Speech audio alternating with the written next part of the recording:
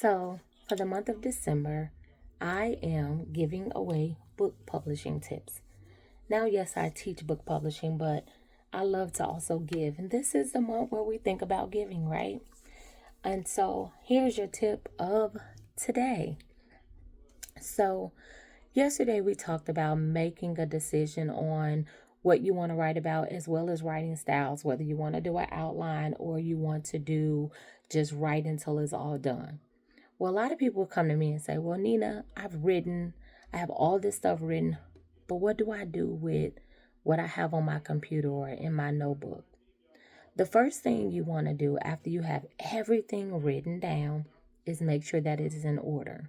Once you have it in order, if you decide you want to do everything yourself, one of the things I highly recommend is even if you are an English professor, have somebody else to look at your writing, a trusted source, someone who knows about English, someone who knows about writing. I always recommend a professional editor to go over your thing. There are different types of editors. You have line editing, you have story building editing that will help you develop your story, find the gaps, and all of the things.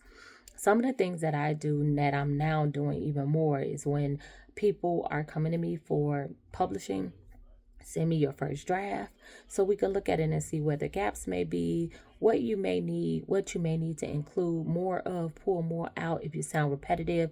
You always want to go over your writing at least 3 times before you even give it to somebody else.